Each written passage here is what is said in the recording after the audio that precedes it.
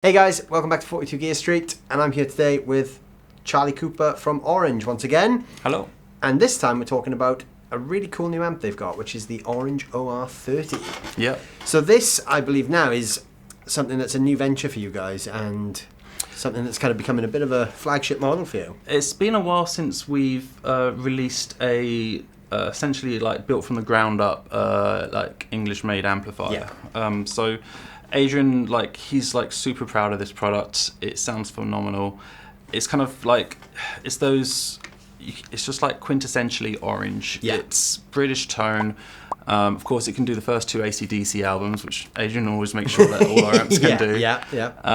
It's a good benchmark, really, isn't it? If you want a good kind of overdriven rock tone, absolutely, it's quite a good starting point.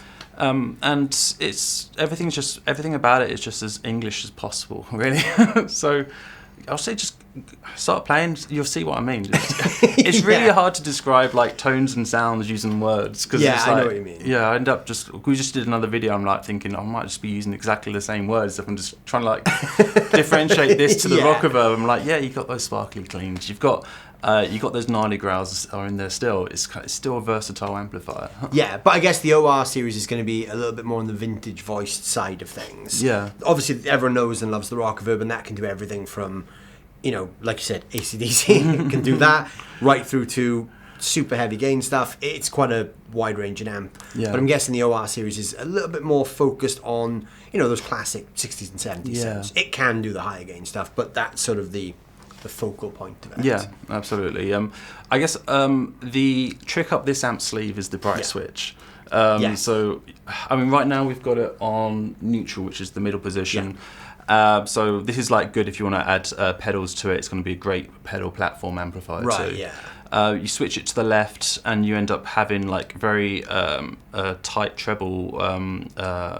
More like a bit of a tight treble boost. Okay. And then on the right, you get a more saturated, a bit more of the upper treble frequencies are boosted there. Right. Okay. So it's kind of like a very simple amplifier to use, really. You got the two volume controls.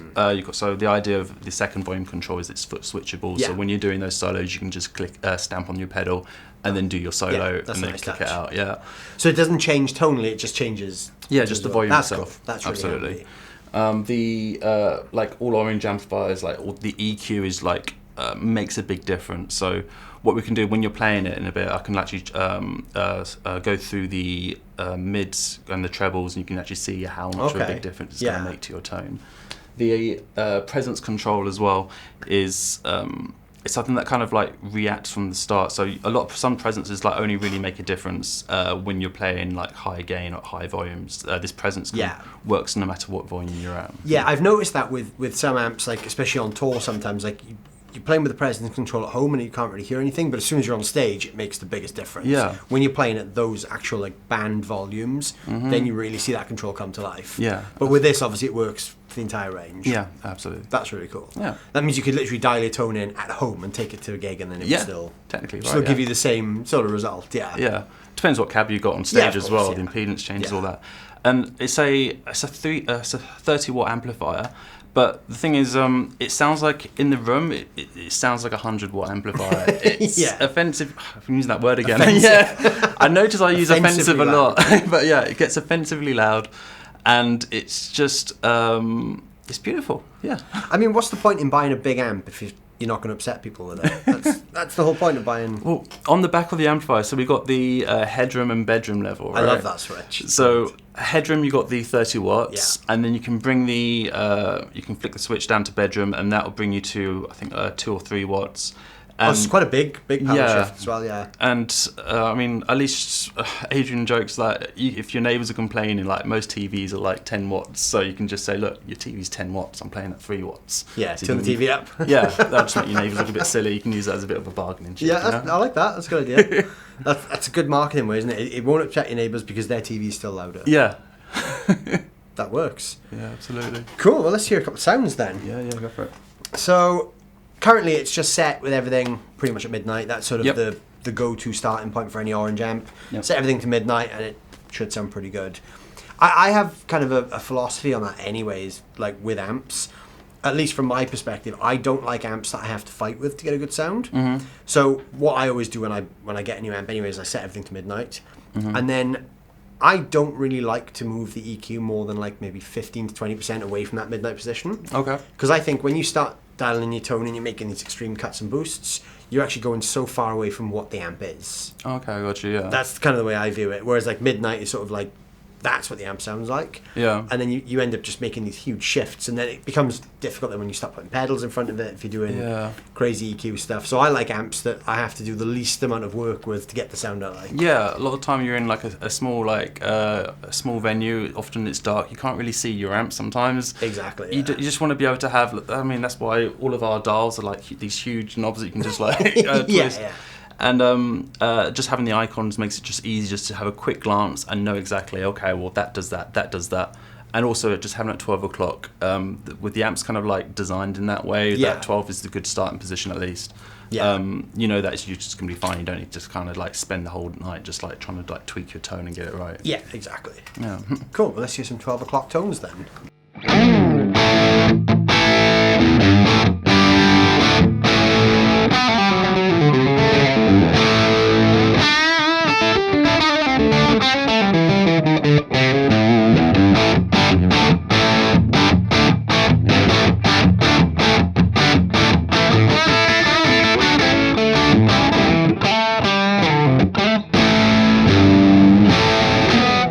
So it's a 3-stage preamp, right? And what I wonder if we can do it in this studio where I can just change the volume, because essentially as you're changing the volume on the on this amp, you're affecting the first 2 stages. Okay. So how about we play that and I bring down the volume and I just bring up the volume as you play. Will that mess up the mix for the recording? Or it should be okay because we're going into the UA aux box. Okay. So it should be okay. So we give it a go. You up for it? Yeah. Let's do it. Let's do it. And while Charlie's going back there, I'm using this Valiant Guitars Jupiter with P90s, and we're also using these Solma cables as well, which are really cool, high quality cables. Where's the camera? Is it coming from that angle? It's behind you, so you're stood in front of it. There we go. I don't want to do that and be that guy. Okay, so we're at 12 o'clock. I'm going to bring you to 25%, and then we're going to bring it up here.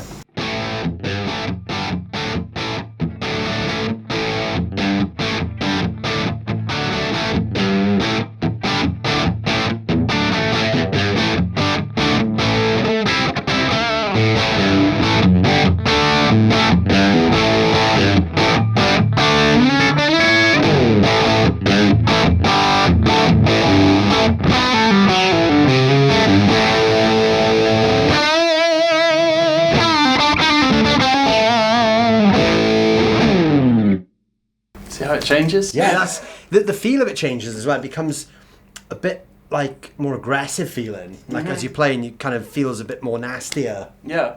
Well, talking about nasty, how about we play with the gain control? Let's do it. Let's hear. So I've got everything. Is this? Do we get offensive with this gain control? Well, I don't want to overuse that word now. I've been using it too much, haven't I? Let's start at, I'm going to bring you at 9 o'clock in the morning, alright? Cool. I'm going to bring you up to 12 a bit, yeah.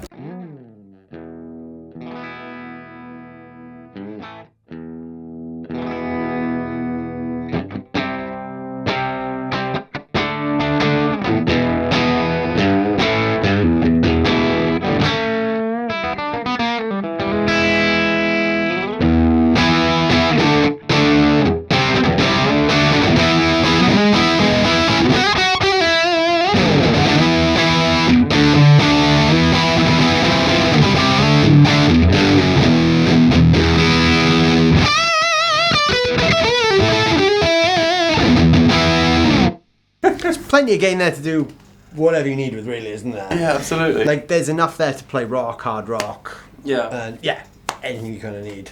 How about we play with the bright switch? Yeah, let's hear that. I'm really interested to hear that because of the way you sort of described it to me. So I've got everything at 12 o'clock again, and now I'm just going to bring the bright switch is currently neutral. I'm going to bring it to the left first, alright? So it's going to give you like very like tight highs on the upper parts of the treble, alright? Okay.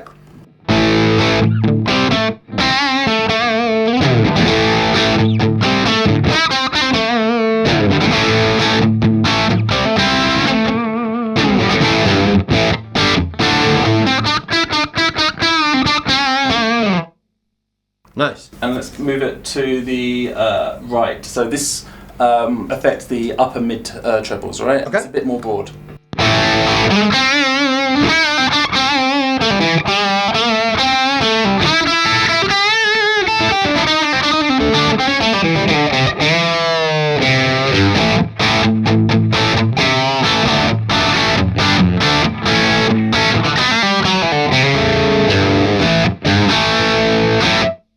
That's nice, you can hear that, it's really aggressive. That's nice for like single note stuff.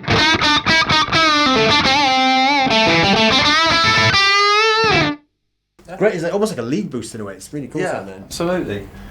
Next we have the presence control, which hilariously we use a fist for determining presences on the icon. Brilliant. Alright, here we go. So presence is going to start you at 9 AM, alright?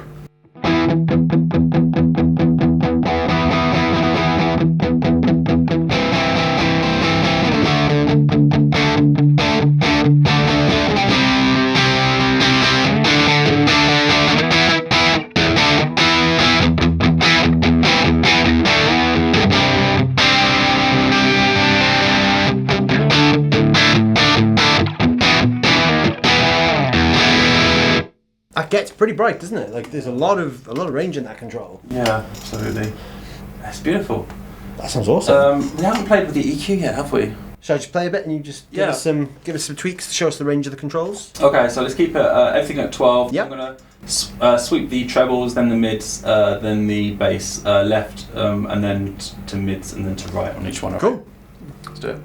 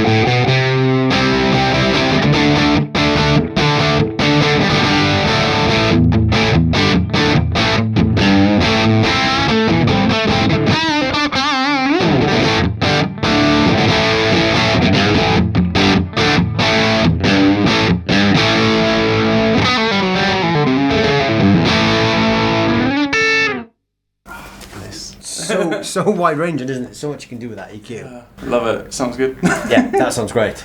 And I guess the other thing to mention is, AJ always says that when it comes to when you turn on this amplifier, you always want to make sure you have it on the on and the play position. But when you turn it off, switch it to the warm up or the warm down, depending on which version of the amp you have.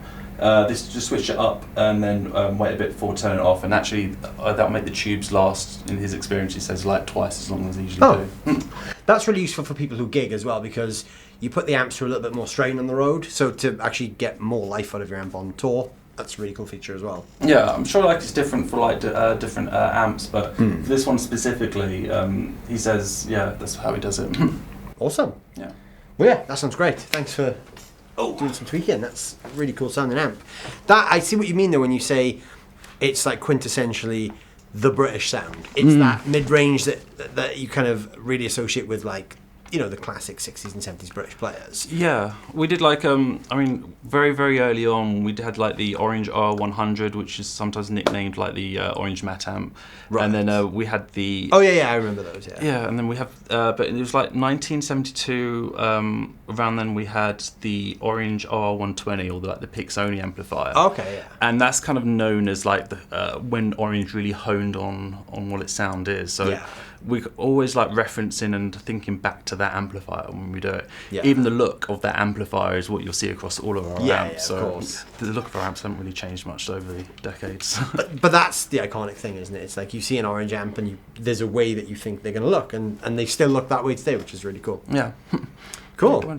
Well, thank you very much for taking the time to show me the OR30. Thanks for checking it out. I appreciate it. There's some links down below in the description, so you can check this thing out. It's a really cool sounding amp, and yeah, a lot of fun. Some really cool kind of like vintage flavoured tones. I really like the way that sounds. Oh, wicked. Please go check these links out down below and let me know what you guys think of it.